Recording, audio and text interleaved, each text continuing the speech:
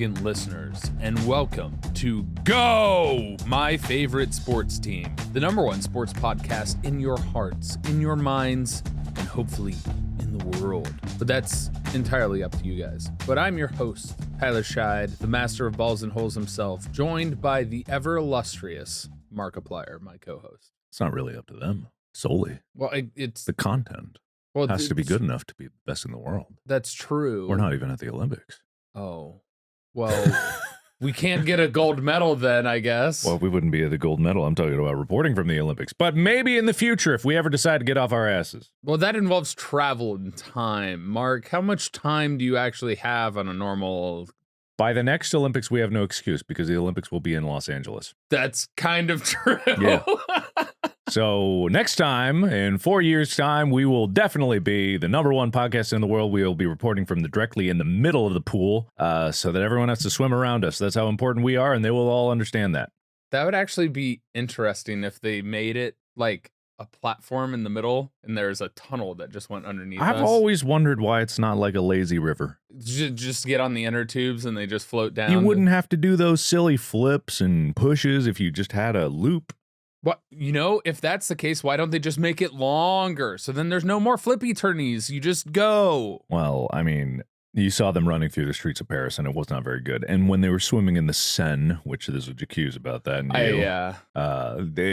There were some swimmers who reported, I saw things in the water that I'd rather not remember, and I drank so much water that I doubt I'll report back next week how I feel. So some of the triathlon was the ones that were swimming actually in the river. So I'm not sure who else went in the river, but I'm sure there were some. Well, apparently the divers were like diving into poop. Yeah. That's the river. Oh, I don't know if were the divers diving into the river? Oh, the divers, no, but they dove when they started the race. They dove into the river, and so it's not a good river. No, the reason is because it's the main drainage area for all the runoff from the city. And so when it rained, which it did during the games, all of that went into the river and all that cleanup, useless. It wasn't good. And if you remember the Parisian people, after, they tried to clean up the river in protest of them cleaning the river, decided to poop in the river.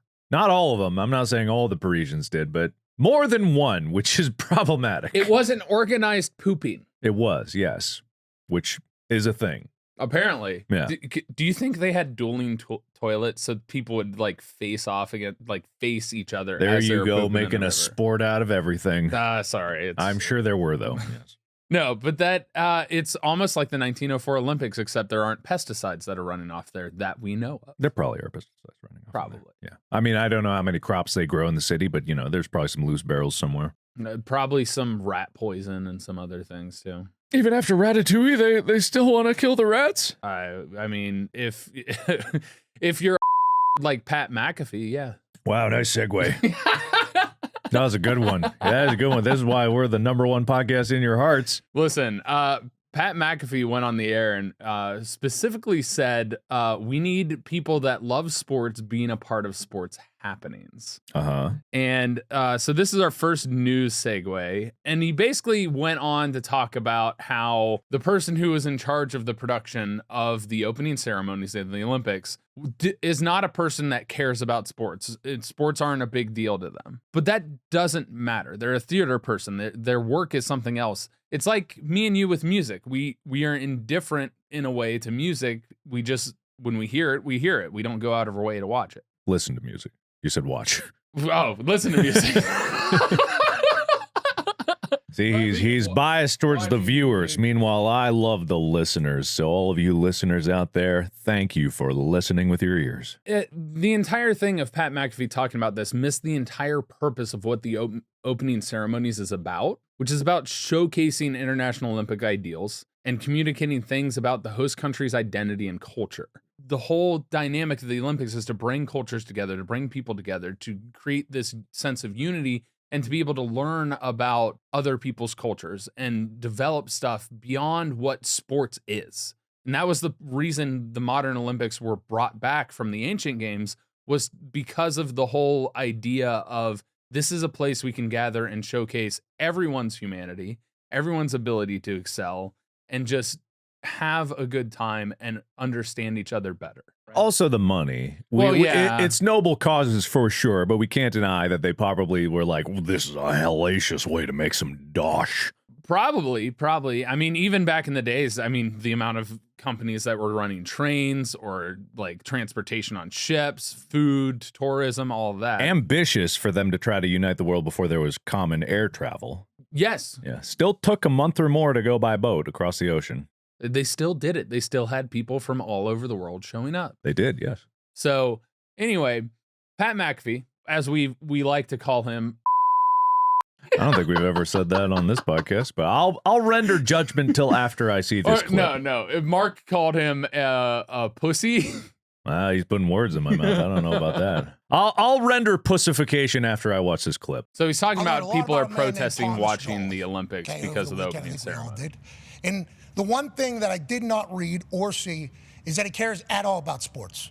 So I think that's the biggest thing. Like, so now he's talking about the guy who did the being a part of sports happenings. Whenever sports litigation is happening and government like trying to change the future of sports completely, we need sports people around. Whenever we have the biggest platform for sports and competition happening once every 4 years, we need some sports people at least there to say, hey, this is a celebration.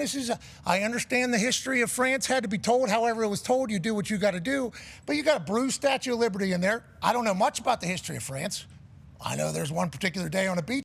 All right, so he's mentioned the bruised Statue of Liberty, which is like I said earlier, is an homage to Planet of the Apes, the book, which was written by a French author. Sure. And for those who don't know, because some people don't know this, the Statue of Liberty was a gift to America from France. Yes. They made the Statue of Liberty and then had it shipped over and assembled over here. And it even has a sister of a smaller version that is in France. I believe it's even in Paris. Yeah, so if anyone knows the Statue of Liberty, they made it. Yes, so there's no reason for them to want it broken and bruised unless it was referencing something else. Yeah.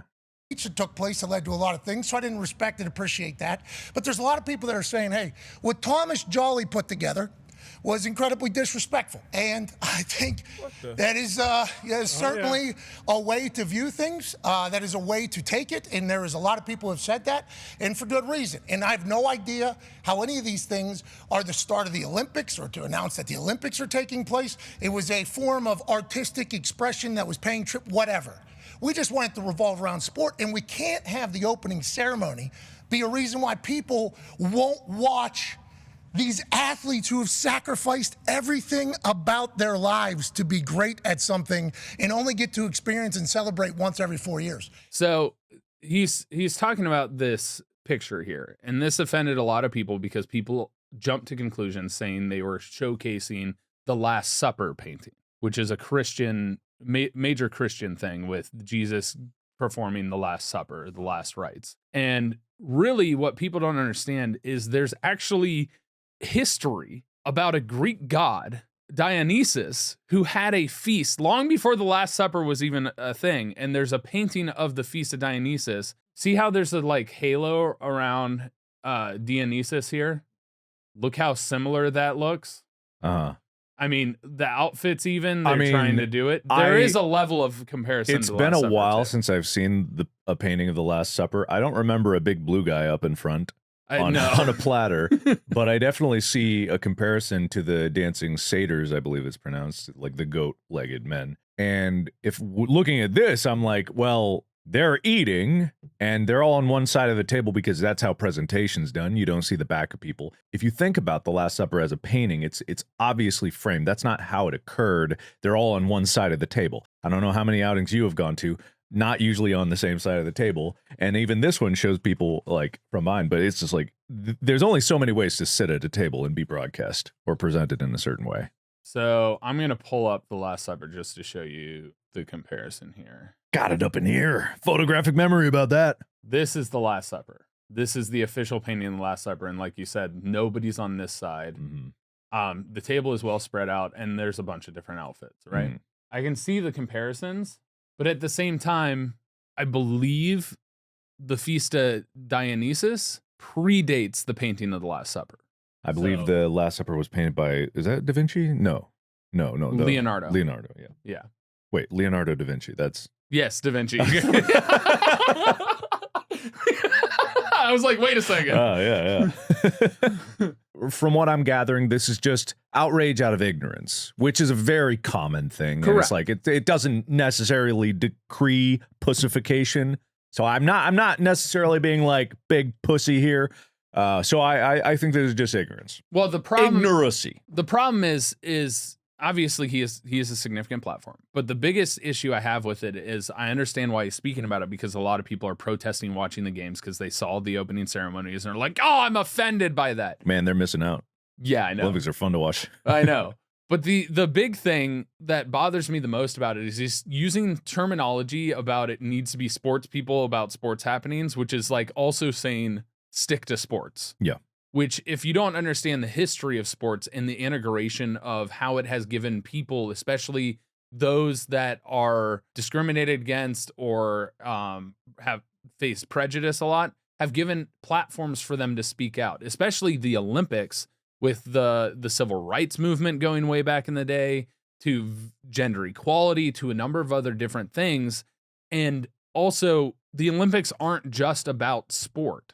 They're about culture. They're about the world and the happenings. And if we're catering, primarily the people that got upset about this is Western civilization. If we're constantly being like, oh, we're offended, you have to change this, that's a problem. You can't sit there and cultivate everything to one population when this is a global phenomenon.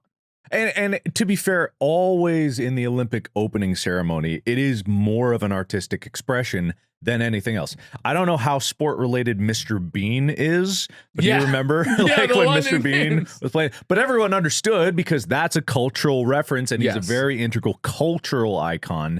When the Olympics were in London? Yes. Yes, okay. I was pretty sure. I wasn't sure if it was another city in the UK, but yeah, when they were in London, there's Mr. Bean, and I'm like, I don't know if there was an episode where he was playing any kind of sport, probably, but it's an artistic expression. That's the whole thing. And the French are really an artistic people. Some may say, not me, to an extreme degree, but you can't really fault the French for being artistic. When you see the Palace of Versailles, or is that what it is?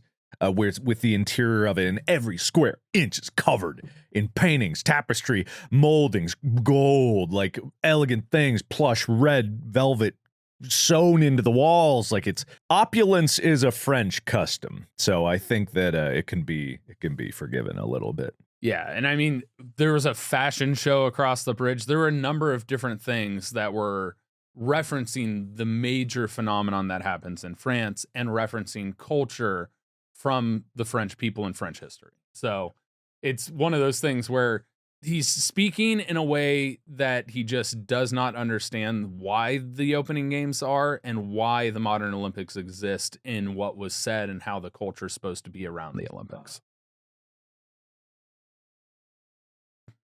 Now, this has been talked about more recently. And this is an Olympic story. This is about women's boxing. Okay.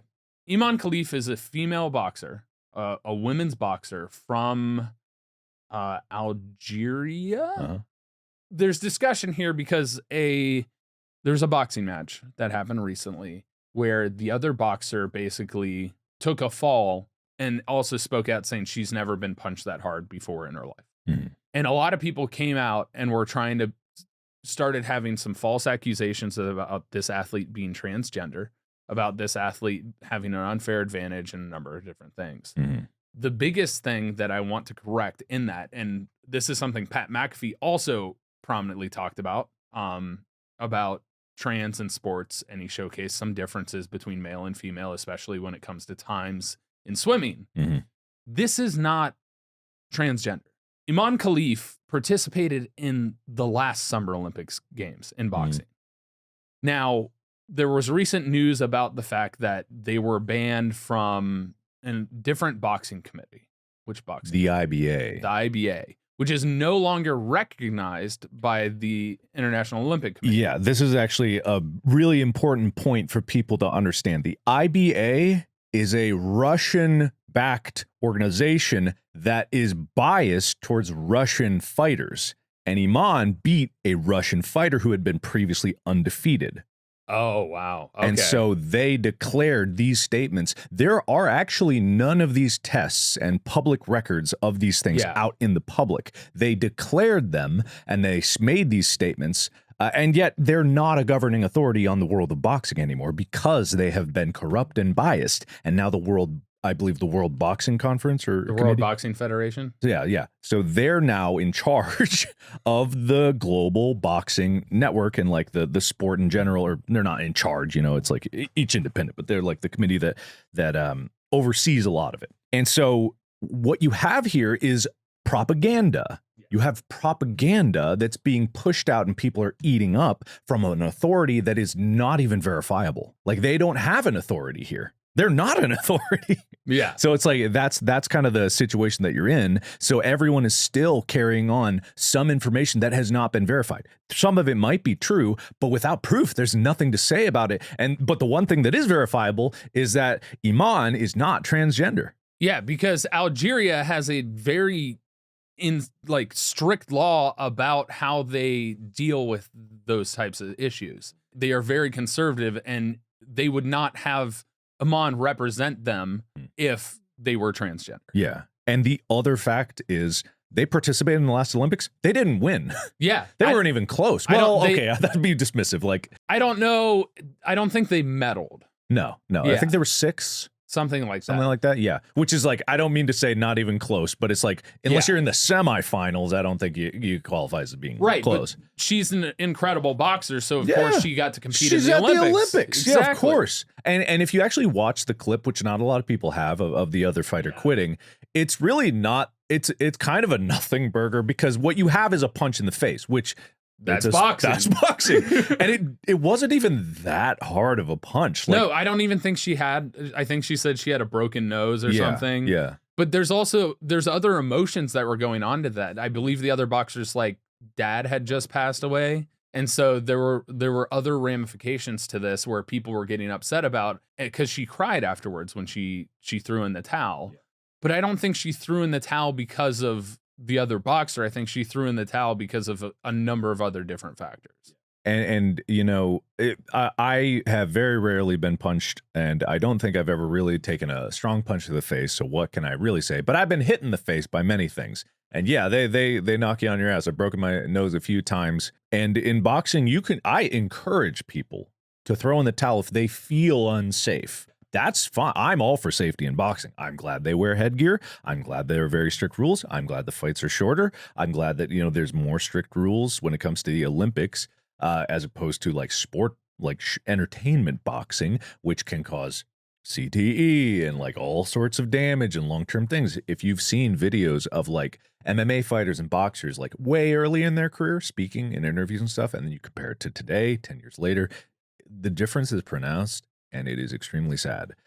So I'm all for safety. That being said, I feel like even the person who quit might be concerned about how much this is blown out of proportion. They actually just were issuing an apology to Iman for everything that's happened since like them throwing in the towel of that fight. Yeah. Because they feel awful about it. There have been numerous death threats, not only to Iman, but apparently there's another athlete that in the women's boxing event that also was banned by that same committee that is also facing backlash when there's literally they were born female. Like everything about them is a woman. There are plenty of women out there who have elevated levels of testosterone. I forget what the condition is that causes it. It's not specifically the XY chromosome. DSD. Differences of sexual development is kind of encompasses all of that. Yeah, it's not necessarily that a woman is born with like a Y chromosome and still like develops female, because female is the basic template of the human body. It always starts that way and then it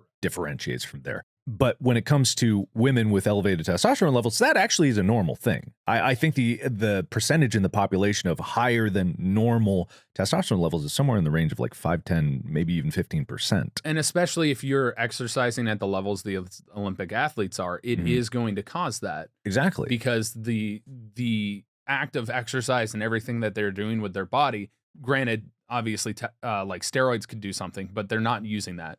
It's just the fact that they are exerting themselves to an immense amount. Testosterone is going to be released further because it relates to muscle building. because in the human body, it's a ratio. Men have estrogen in their bodies. It's produced. Same with women. They have testosterone in their bodies. It's produced naturally. It's just a proportion of which it is produced. And obviously the sexual organs do create like a basis for that production, but there are other parts of the body that develop these hormones. A lot of it is in the brain. The pituitary gland is actually a big controller of a lot of the hormone balance in the system. I don't think testosterone is directly produced there. I think it might be the thyroid, but I'm not 100% sure. Been a while since anatomy. But all that is irrelevant to the conversation. This is just like, this is the quirks of being alive. Like it's a cascade of hormones that we don't fully understand. And even just saying testosterone, that's one of a whole bunch of different androgens and different hormones that control a bunch of different systems of the body that we don't fully understand yet. We really don't. We discovered a new organ in the human body like 10 years ago. We also just like discovered a potential purpose for the appendix other than it just holds a bunch of blood. And I've never liked that idea. Oh, that's the gall, or that's the spleen. The spleen.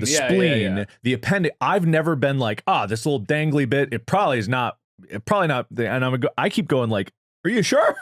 Well, because the human body is such an efficient mechanism, like with relation to every aspect of it has a function. So when they say, we think that's just a thing that holds blood. No. Yeah. It probably does something. Yeah, it's really dependent. I'm not an expert in that field, and so I can't speak to it. But in this specific case, I do want to hear what he said so we can render judgment. The women's boxing, I haven't done enough research. But that's not going to stop me from talking. Not eligible to box in women's boxing because they had too much testosterone. He's referencing the wrong committee male, now. I believe from XY chromosome. And I believe the Russian one was the international boxing. So now we're watching the Olympics, and this Italian girl has made it. She's boxing, committed her whole life to boxing. Committed her whole life, this girl. Her dad passed away, I do believe. Yeah, very recently. Very recently. I assume her and her dad I assume this is a big story. And then all of a sudden she finds herself in the Olympics moving forward, and she has to fight somebody from Algeria who has been banned from other competitions because not woman enough to compete. Yeah. And then 46 seconds into her Olympic fight with this woman from Algeria, basically taps out, broken nose. Then afterwards she cries and she's like, I've never been punched that hard in my life. And it's like, for me, I know this conversation has been happening for a few years. I just don't understand how we got to this point. And I am coming from a very empathetic point of view as well.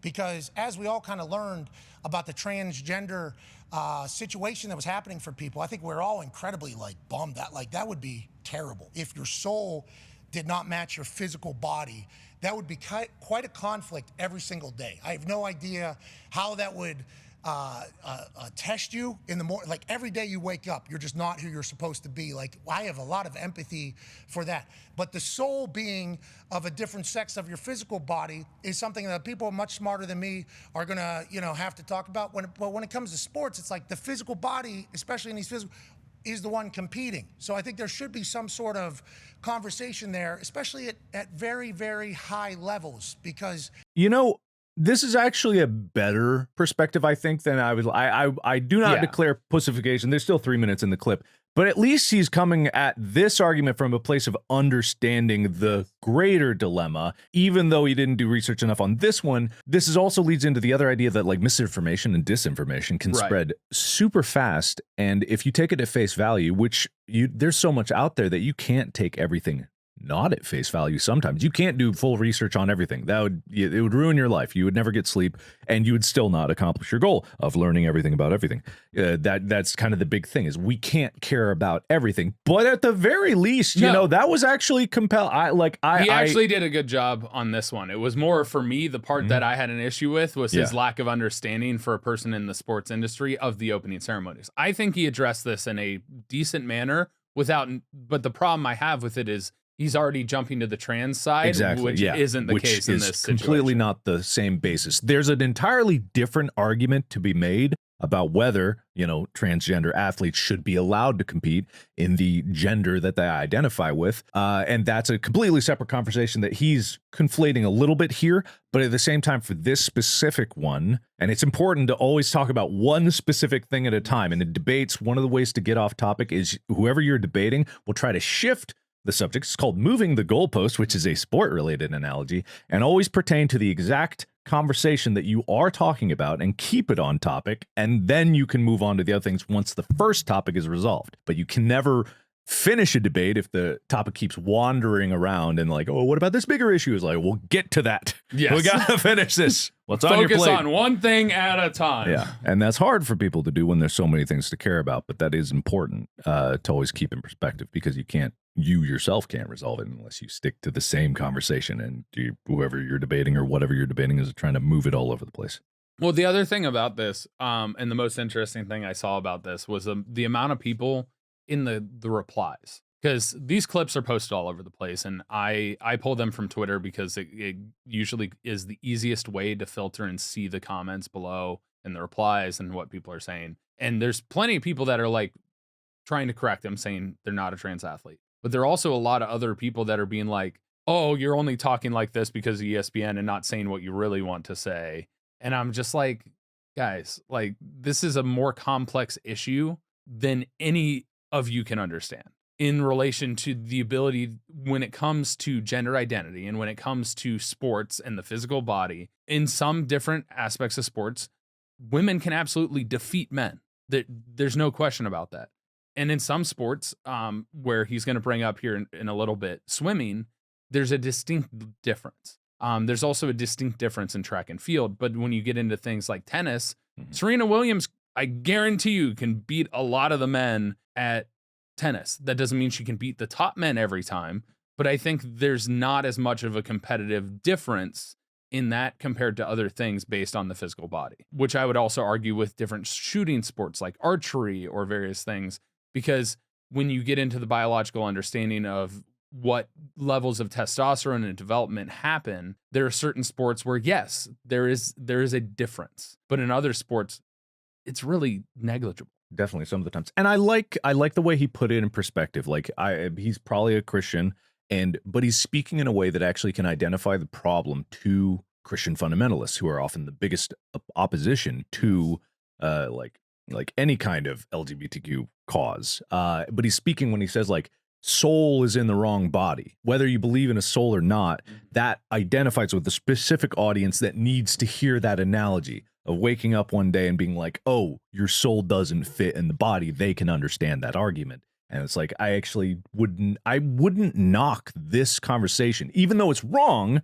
Because it's piggybacking on something that is incorrect information. Exactly. Dismissing it outright and dismissing things outright for a bad take within it is ignoring the fact that there's actually a good conversation occurring inside of it. I declare not pussy. Pat McAfee, or Matt Pacafee, as you called him in the past, you have done well in our eyes on this one. We will allow you to continue your little show. You won't be canceled today. We're the IPA, or the International Podcast Association. We're the authority on podcasts. So. Hold on. Let me see if that actually exists. I don't think so. I have no idea. Oh, there's International Podcast Day. No, we're the IPA. So Pat, Matt, whatever your name may be. There's a Podcast Professionals Association. The International. PPA. The part it falls under is the International Communication Association. I see. Well, we don't recognize their authority. They're biased. Yeah. So those were the biggest news. I did hear or got wind that Simone Biles is retiring after the Olympics this year. Mm-hmm. I did get wind of that. That's one of the other big news articles after, again, achieving gold in team all around and I believe in individual all around. I mean, it makes sense. She's 27. And, gymnastics is such a hard sport on the body. She's got all the fame in the world. She can do pretty much whatever she wants. She'll have sponsorships for years. She'll be teaching for years. She'll have like a lifelong career in this, and the ability to just carry on with everything. She also has done a tour, and I believe is planning to do another tour. And you want to know what's really cool?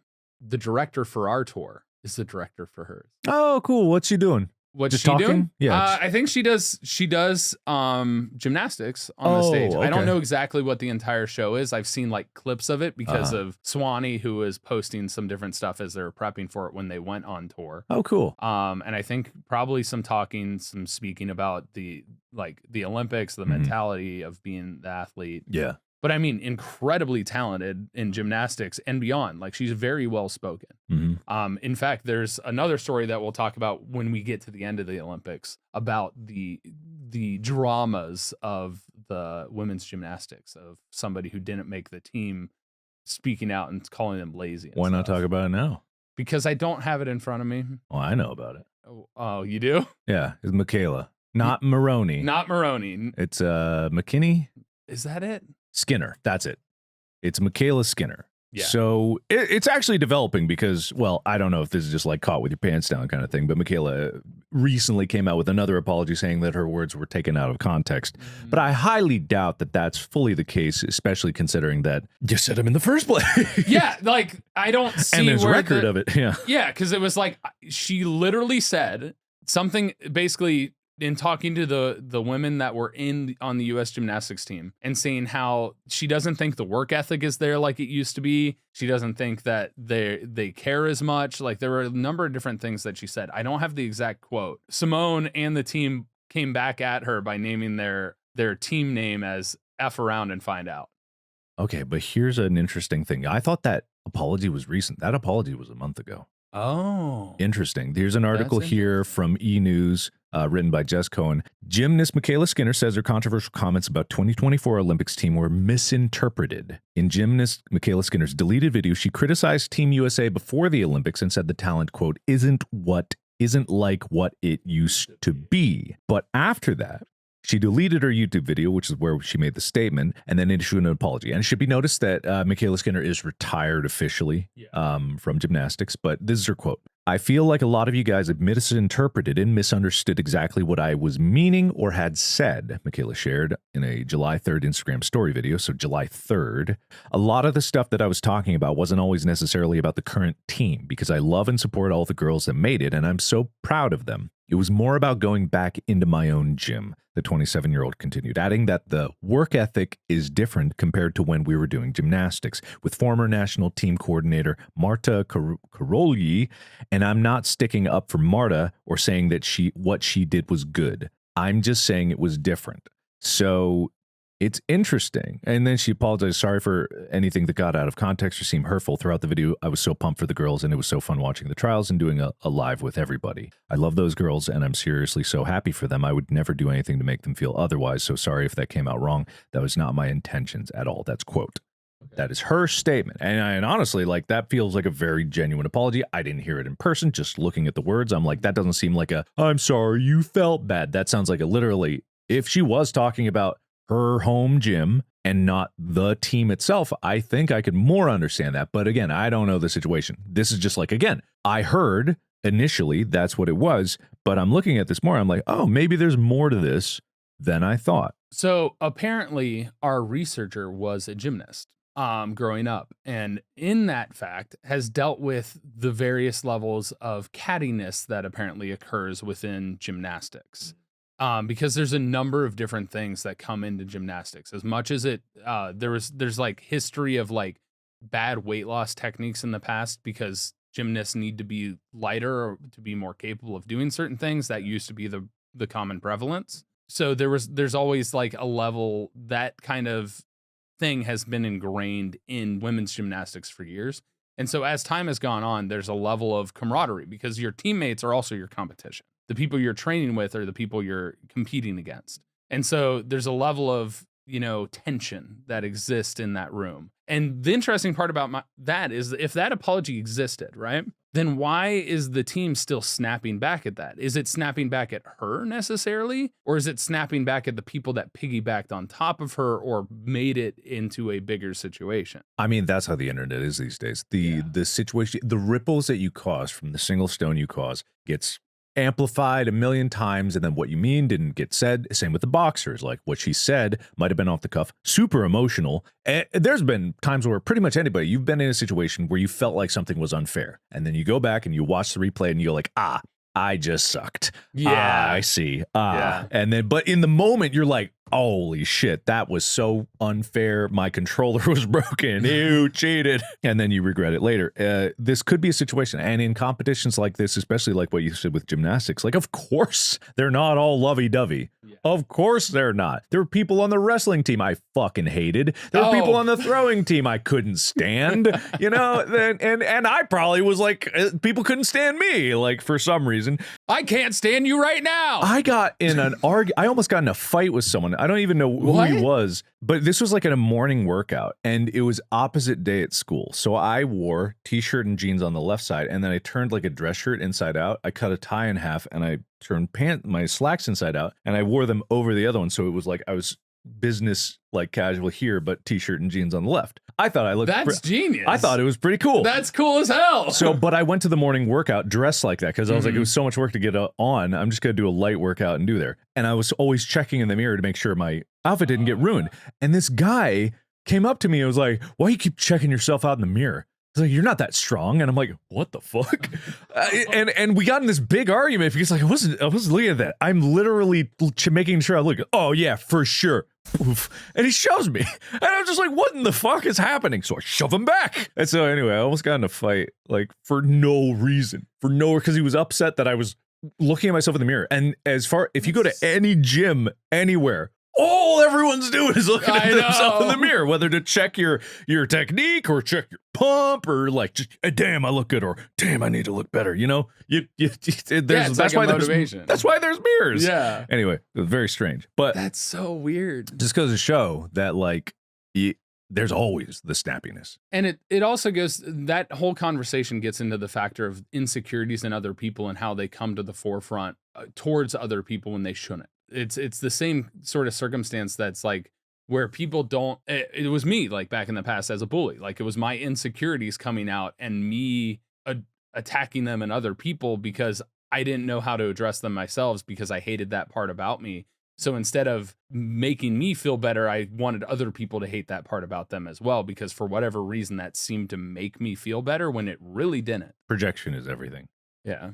And this might be a case where it's like, yeah, they're snippy, people say things, but the problem with being online is that everything gets amplified. So what you say isn't just to the person. Before all the social media stuff came out, or the platforms came out, you would yell at somebody and they would yell back, and then you'd be like, all right, fuck you, see you tomorrow. And that's still how it is, most of the time. But sometimes, you also need nemesis. You got to have a rival sometimes. Can't be unchallenged. They make you better. Nemesis. I never thought about the plural of nemesis. It might not even be that, but yeah, it's just like the people need. That's why sports is all about competition. Yeah. Humanity as a species would not have advanced without competition. Competition is the heart and soul of everything about progress. You compete because you want to be better. But if you don't have competition, you don't get better. Yeah. You don't need to get better. Well, that's why we love people like Michael Phelps. And I just recently found out about this. Michael Phelps had all the records in swimming and like all of his individual events and everything else. Did you know he no longer owns any world record in an individual event? That's good.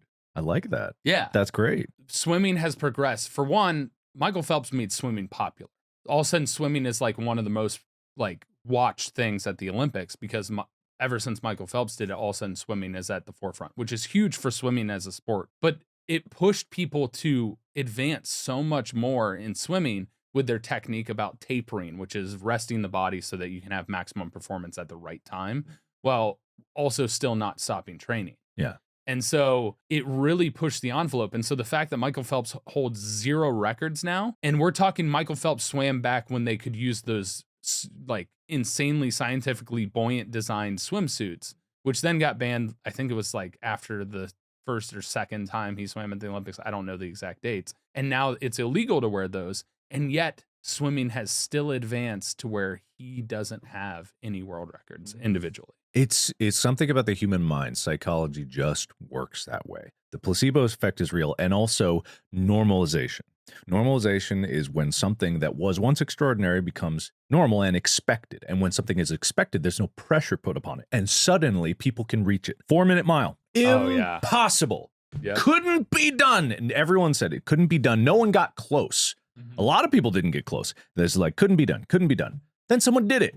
Oh, it can be done. Then bam, bam, people were making it left and right. Like all of a sudden it got better, and then it was dropping down. And I think the record is like 3 minutes and 46 seconds, something like that. Something for a mile. And like every second after that, is crazy. And in the future, people might go like, yeah, 330, impossible. And who knows? Maybe it actually is. Maybe there's a limit to the human physiology. But at the same time, you know, they said the 2-minute marathon or 2-minute marathon.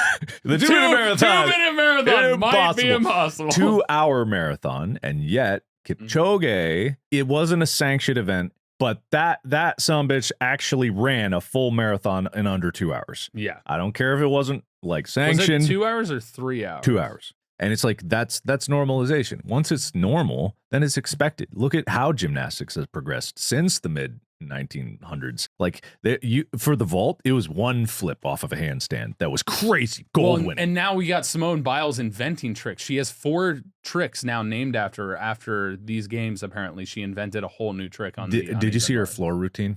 I did not watch it. I saw the team one. I did not see the individual. Her individual one was bonkers, but I think it might have been very similar to the one that she did in the team one, except for one trick. Yeah. Everyone had been doing this one where they like straight leg do a double flip, right? Okay, so what is that? A layout? Yeah, something like that. Double layout, maybe straight leg, and they land. She did that and also flipped around the other way. I don't know when it happened. I watched a couple times. I looked through it. She flips. She goes like this. She's like dunk, does a prep flip, and then does 2 straight leg, and then she was just whoop the other way around. I don't know how that happened. And I don't even know if that's like an unbelievably incredible thing, but it was like a magic trick for me looking at it because I don't know every trick that they do, but I noticed that a lot of them were doing similar tricks and a lot of them did the double straight leg flip. None of them were facing the other direction when they were done. You know what I mean? A lot of them barely made it. Some of them even like stumbled when they were doing that because I thought some of them were going to have their knees explode backwards. Not to mention, that wasn't even her most impressive trick, probably. Yeah, you'll see. I think it was like her 3rd flip, but her first one is stupid. And judging by the outfit, this has to be the individual all around. Jesus like, Christ. What happened there in the air? You'd have to have a slow motion camera to even understand what she just did. The height that they get during the floor routine without even considering the insane flips they do absolutely baffles my mind. Like, and she lands perfectly. I know. Like a tiny bounce, I guess perfect would be just like sticking to the mat. But oh my God. Well, it's kind of impossible to stick perfectly on the floor routine because it's made to be so springy. Bouncy. But I've seen a couple people do it, but it's usually off of a knot trick like that where you're like 3 times your body height up in the air. Amy was talking about the wolf spin and how everyone does it because it's actually difficult, but it's an easy points that you can get in your in between. I think this is it. Look at this. And then she's facing the other way. What? I know. What happened? Hold on. It's crazy. Doink, doink. She like she appears. It's just like a magic trick. It is. That's what I'm saying. I literally see her doing the full layout, right? Yeah. And it's like normal, and then I'm like, how did she twist it? I know. The last it's second? like a jump scare. She's looking at you suddenly. Play it one more time. Because I watched this. I could watch this again and again. The first one is great because it's like obviously impressive. This one you can watch and you're still tricked. Back, flip, bonk. Yeah, it's in the slightest last second that she twists her body 180 degrees. It's like, how do you do that? Like the insane body control that you have to have. That's physics. That's understanding physics. That's literally what cats do. Yeah. Absolutely. Simone Biles is a cat, confirmed. You know, they were saying like back when Tanya Harding, right, for figure skating, did a quad. Oh, yeah. And that was a huge deal. And then you have this other ice skater, I forget her name, she's Russian, I believe, and she did 5. Yeah. And you see her go up and her hands have to like come up as well. Because usually they would tuck in like this. And they discovered you could go even faster if you did this because your center of mass comes even closer to your whole body comes even closer. And the closer you are, the faster you spin.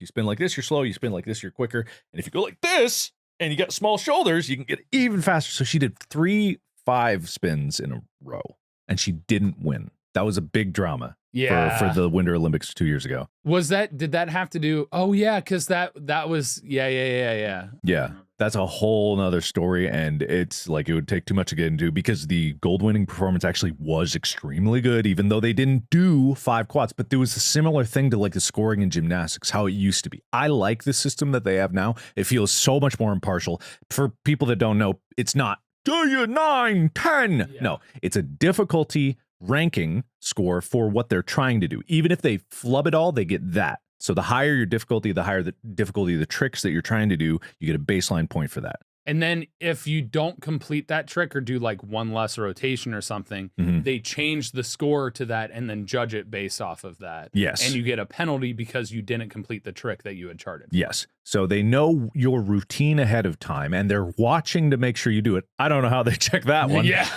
I think they're just like, yeah, she probably did it. Yeah.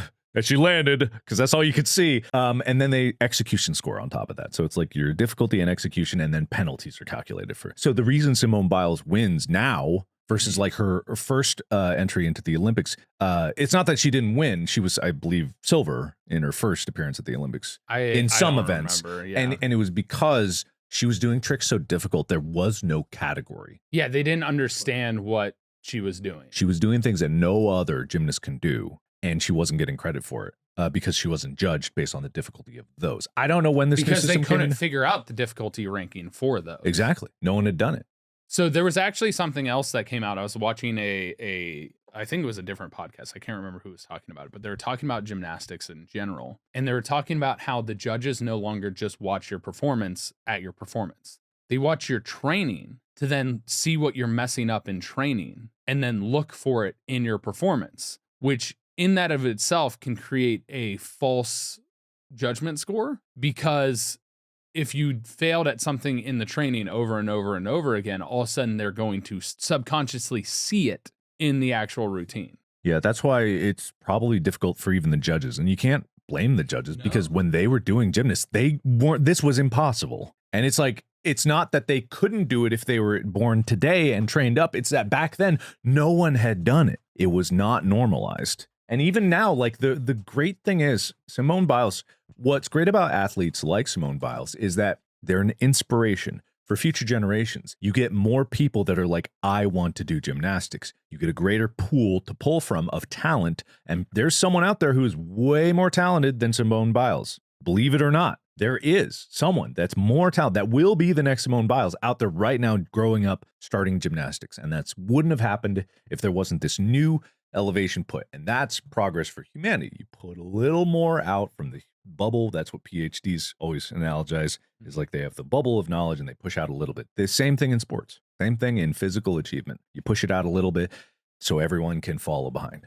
Yeah. And I mean, the other thing is because Simone Biles has blown up in such the way that she has, thanks in huge part to social media, it has created more attention on the sport, much like Michael Phelps did for swimming back in the day. Simone Biles is doing that for gymnastics. And now we have Steven on the men's side. Exactly. I was hoping you were going to hoping you were going to bring up the men's side, because I believe that men's side, because of them and him specifically, are going to have a new resurgence. There's suddenly more interest. Yes. I went back and I saw the pommel horse routine because I was seeing all the memes about him. And then I saw his routine and I went like, whoa! Yeah. And I wanted to see the rest of the team. And they're fucking amazing. No, they are. I couldn't believe it. They nailed every routine they did. And when they won bronze, I was like, holy shit, how good were the other guys? And then I saw the other guys. I was like, oh my God. Because like it's similar kind of events, but a lot of the men's stuff are more strength based, right? You got the rings, you got the parallel bars. You got the pommel horse. Yes, the pommel horse. And then you have the individual bar instead of the uneven bars. Yeah, so it's just a single bar, which honestly is like, it's hard to draw a comparison of what's more difficult. I believe women could do rings and parallel bars just fine. I wouldn't want to do the beam.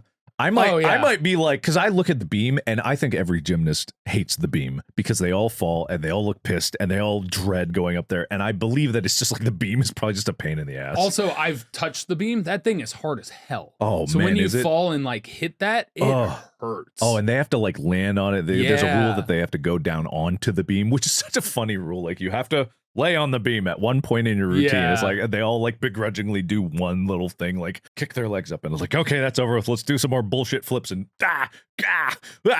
Well, and I'm also like, I've watched men's gymnasts try and do beam routines, and they try a lot of men's gymnasts can't do the wolf spin. That's an interesting dynamic that talking about how the female body and the male body is different. They tend to have a lower center of mass. And so being able to do those things, and women generally are more flexible. So there's a number of things that men's gymnasts, like professional Olympic gymnasts, college gymnasts, just cannot do.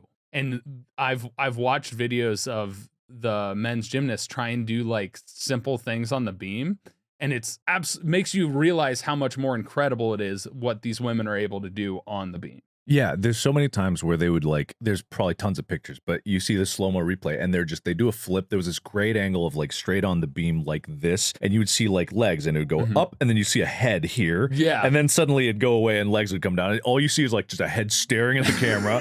And then feet, and then head, and then feet. It was like that, you know, the TikTok some people do where they go behind a door and they're like, I'm on a wheel. And they put their shoes on their hands and they're like, It was like that, but flipping on a beam. And the beam is like, I think it's, what is it, 14 centimeters wide? It's, it's narrow. It's very narrow. It is 10 centimeters. Oh, 10. All right, even less. So 10 centimeters, which is about 4 inches.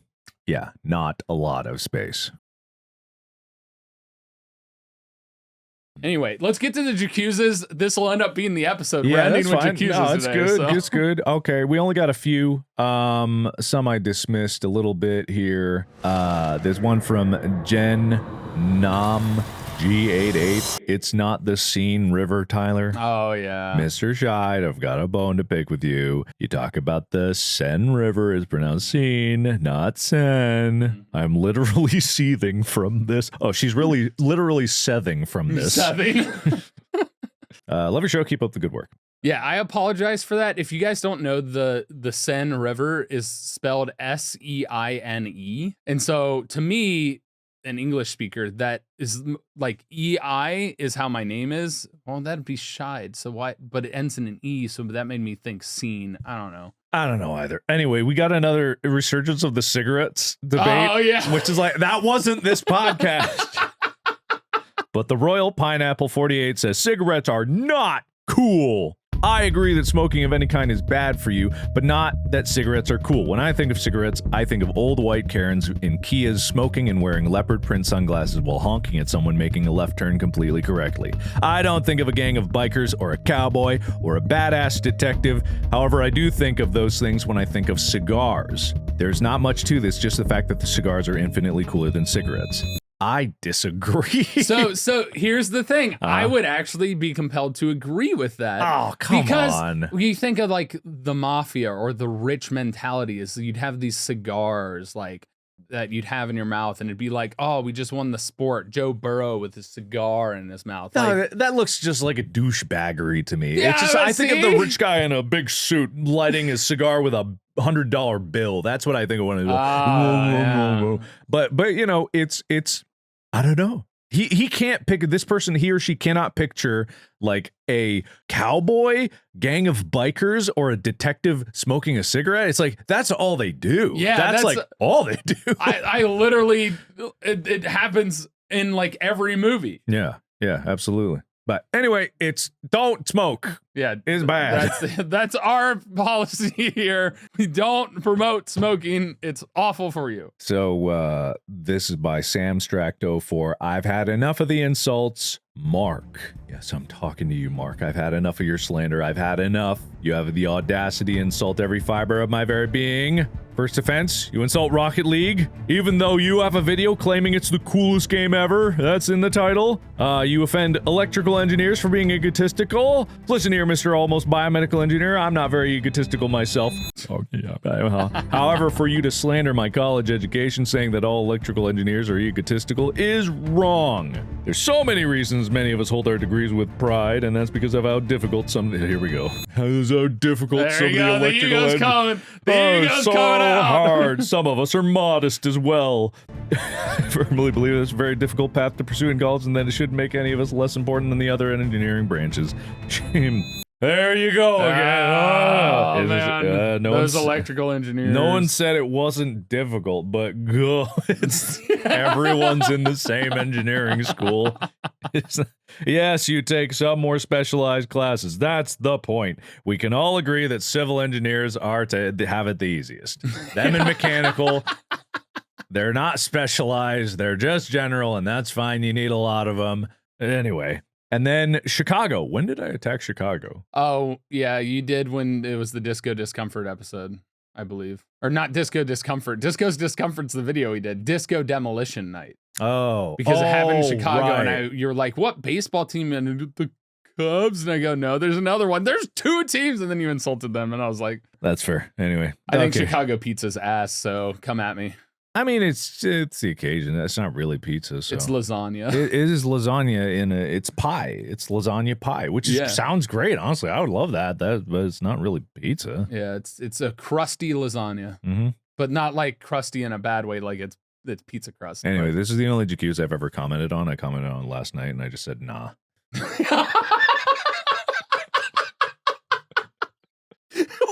I have to find this Jacuse now. Nah. Which one is it? It's I've had enough of the insults. It was 21 hours ago. Samstrack. Yeah, so I just said nah.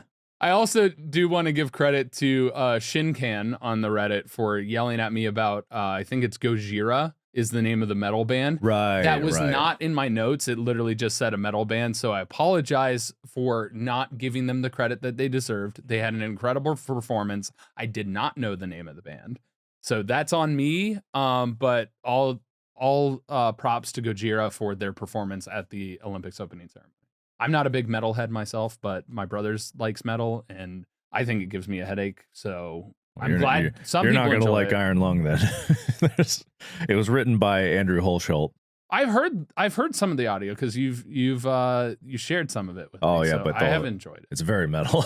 Well, a little less guitar. It's literally metal. Most of the instruments are metals. That's different. That's different. No, but some of the tracks, it's really good. Anyway, last one, Tiger Lily. You remember? Ah, yes. Okay, this seems significant. Be true to your word. Reposting until the most elegant of hosts sees if they ever read Jacuses again. Gentlemen, it's time to be true to your word. The delay has been reasonable considering the chaos you have each endured recently. However, as the most elegant listener, I must speak up for my fellow contest winners, as well as myself. You spoke of having me on an episode, and of the possibility of the same for the Jacuse contest winners. Personally, I am forever grateful for even the mention of it, as well as the discontinued merchandise in the package that was promised, which I honored in the most elegant unboxing video, but promises must be kept. Honor and elegance demands it. I've seen another Jacuse on the subject aside from my own. Admittedly, I was a touch blindsided when you invited the Jacuse contest winners, who are all indeed incredibly worthy, onto the podcast. Extending what was offered to me without follow-through, I felt, showed the lack of sportsmanship. I once felt that the title of the most elegant listener held great meaning. Now I must question if it is not but an empty title. Kind words spoken carelessly from minds too encumbered to give them true meaning. That encumberment is understandable given each of your busy lives, but I had to speak my mind. If elegance and sportsmanship are truly at your center, gentlemen, then it is time to prove it. Put your money where your mouth is and be true to your word. Good day to you, sirs. P.S. Are we ever going to get the Butler chauffeur episode? Well, what do you have to say for yourself, you son of a bitch? What I have to say for myself is I said maybe on both of those counts of having people on the podcast. Has anyone from the Reddit or any of the Jacuses come on? No, because scheduling and figuring that out scares me. Scares you? Yes. It scares me. It's a lot to coordinate. It's hard enough. No offense to Mark. Mark's an incredibly busy human being. It's hard enough to schedule Mark to be able to do an episode, and we haven't had guests. We've had a whole bunch of other things going on. I've been busy with a whole bunch of stuff. There was a reason I said might. We might do that as a reward. We maybe will do that. So I don't feel like I dishonored my word because it was always a maybe / could be a possibility situation. I don't know what that guy's talking about. Not only are we going to buy you a brand new car. Oh my God. Not only are we going to fly you to the Bahamas. Not only are we going to do none of that. I am extending my hand in a nice firm handshake. If you don't take it, you missed out. And deal. You get nothing. That was a deal. That was what I said in my head. I said in my head, oh, if you shake my hand, you get nothing. Got you. Editors, put that before the handshake. Yes. Yes. Time loop. No, I don't even remember that promise ever being made. No, it was because it totally slipped my mind, which does happen to me on occasion, that I needed to send them all of the merch as their reward for the most elegant listener, as the prize we promised. Yep. And so they accused about that. And so in my message, I was like, maybe we could possibly do this to make up for it. And instead, I ended up sending them the whole rigmarole of everything we had in the store, one of everything. And I also had us sign that poster. So we sent them 2 signed posters from both of us. So they got more than what was initially promised to begin with. But I understand they're upset in the sense that we had offered the same thing potentially to those in the JQs contest. Yeah. As we did them as like the build up, because I felt so bad about not getting them the stuff right away. And both of those things were still maybes. And it's just like figuring out the coordination, even for us to get regular guests on. There haven't been guests on our show in so long. It'd be the same kind of circumstance of trying to schedule, because I have to coordinate with your schedule. I have to coordinate with my schedule. And then we add on the third schedule. And this would entirely be on me. I could have figured it out probably, but it's a lot. And so that's why I said maybe. And I chose to go with the easier solution of sending stuff. You son of a bitch. Yep, that's me. Anyway, that's it. Yeah, that's the end of the episode. I know this was supposed to be the Olympics primer part 2 for the Paris Olympics, but it ended up being more to talk about the stories of the Olympics. Primer schmimers, you know, maybe it's time for the primers to end. End the primers? Haven't we? It only causes trouble. People just yell at us. It only causes trouble. Maybe the primers should just go away and we should just talk about sports that are happening. The whole episode. The whole episode, just the news in the sporting world? Yeah, because we can't get it right. No one's happy. Let's just kill it. Yeah, screw people learning about the sport. Forget the whole purpose of the podcast. Just completely blow it up and burn it down and make me go insane. We could do that. How about once a month we do a primer? Really? Yeah. We don't need to do every episode of primer because this was fun. This was great. No, I do enjoy having the discussions about stuff. There's always stuff to discuss. It's just a matter of figuring out what's going on in the world. Mark. Yeah. What? I'm gonna tell you this on the podcast. Tuesday, August 6th. As in a few days from when this recording is. Yes.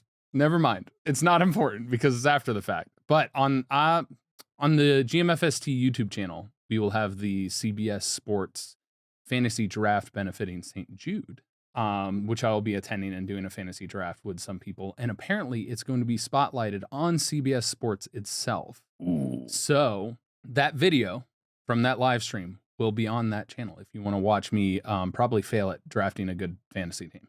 Just pick at random like I do. Yeah. And everything will be fine. Listen, if you want to just tell me who to pick, I'll do it. I don't know who's there, so I wouldn't be able to know. If I just give you random numbers and you have to count down the list to that number and hit it. I could do that. Okay, I'll do that. Yeah, send me just like a few random numbers. Yeah. Mm-hmm. And then you could say like I would pick this, but I have to pick and then you could go with that. Yeah. And then also we could put it as an incentive possibly. I don't know how much control I have to where I could make somebody else pick from your numbers. That's fair. Mm-hmm. Thank you guys so much for listening. Thank you for watching. If you want to get some merch, get some good apparel to wear when you go to sporting events to showcase your love of our podcast, store.gmfst.com has the stuff for you. We've got t-shirts with the GMFST Athletic Department XXXL on them. We've got the iFinger Sports hat, which is a baseball cap now, and has a Velcro affix because I prefer the Velcro over the snapback because I've had the snapbacks break in my past. So I went with a slight Velcro strap. And then we also have the GMFST official foam finger. It is glorious in all that it is. You can finger sports while saying I finger sports and sporting GMFST on that finger. If you're not looking at the video, I'm holding it. I'm wearing it. You're wearing the finger? I'm wearing this finger. You're actively fingering. I am fingering the finger. It's technically true, yes. More like I'm fisting the finger. But if you have any JQs episode ideas or want to share sporting news with us, because I like that idea of seeing you guys grab different sporting news, because it would help us in reaching the global audience more. So yeah, actually, that's a good way to use the subreddit in a way we haven't done before. Literally posting news, interesting articles, or happenings in the world of sport on the subreddit could be of great benefit to everyone out there and to us to talk about because it would bring attention to things that fly under the radar for us here in the studio. Yeah, especially in the States. A lot of the times there's different happenings that occur in the sporting world that don't reach the States until way after the fact, and then they don't talk about them. So for those that are international, if there's something that pops up that you would like us to talk about or you find an interesting story, please share that with us on the Reddit, reddit.com/r/GMFST, and we'll try and talk about it. Thank you guys so much, and we'll see you in the next one. Bye. Bye.